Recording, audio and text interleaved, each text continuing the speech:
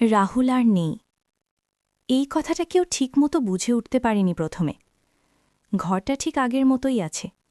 জানালার পাশে রাখা বইগুলো, টেবিলের ওপর আধখানা নোটবুক আর দেয়ালে ঝুলানো একটা পুরনো ঘড়ি। সবকিছু ঠিকঠাক, শুধু রাহুল নেই। মা বারবার বলে ওঠেন, ও তো কিছু বলেনি, একদম চুপচাপ ছিল।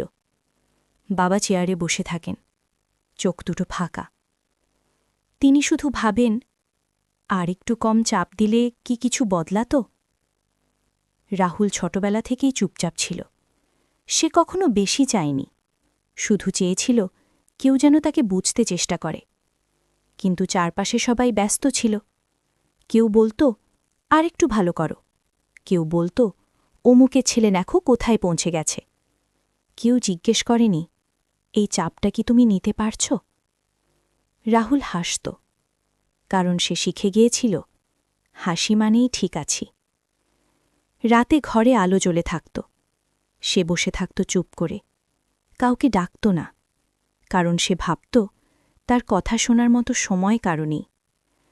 রাহুল বিশ্বাস করতে শুরু করেছিল সে বোঝা, তার ভুলেই সবাই হতাশ।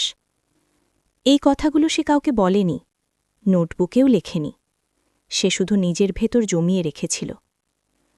আজ রাহুল নেই। আজ সবাই বলছে, ও যদি একবার বলতো, ও কেন কিছু জানায়নি। কিন্তু কেউ মনে করতে পারছে না শেষ কবে তারা জিজ্ঞেস করেছিল, তুই সত্যি কেমন আছিস? রাহুলের এক বন্ধু বলে, ও সবসময় বলতো ঠিক হয়ে যাবে। কিন্তু আজ বোঝা যাচ্ছে ওটা নিজের জন্য না, অন্যদের আশ্বস্ত করার জন্য ছিল। রাহুল চলে যাবার পর পরিবার বুঝেছে সফলতার চাপ সবচেয়ে নীরব ক্ষতি করে। সবচেয়ে ভয়ঙ্কর কষ্ট চিৎকার করে আসে না, ওটা আসে চুপচাপ। এই গল্পটা শুধু রাহুলের না, এই গল্পটা সেই সব মানুষের যারা হাসে, কাজ করে, দায়িত্ব নেয়, কিন্তু ভেতরে ভেঙে পড়ে।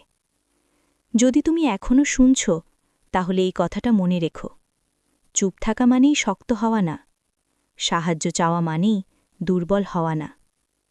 তোমার কষ্ট কেউ বুঝবে না এই ভেবে চুপ থেকো না। একজন মানুষ হলেও কথা বলো, কারণ তোমার গল্পটা এখানেই শেষ হওয়ার জন্য না। স্টোরি স্টেশনে আজ এতটুকুই। যারা চুপ থাকে তাদের দিকে একটু মন দাও, হয়তো তারাই সবচেয়ে বেশি শুনতে চায়, আমি আছি।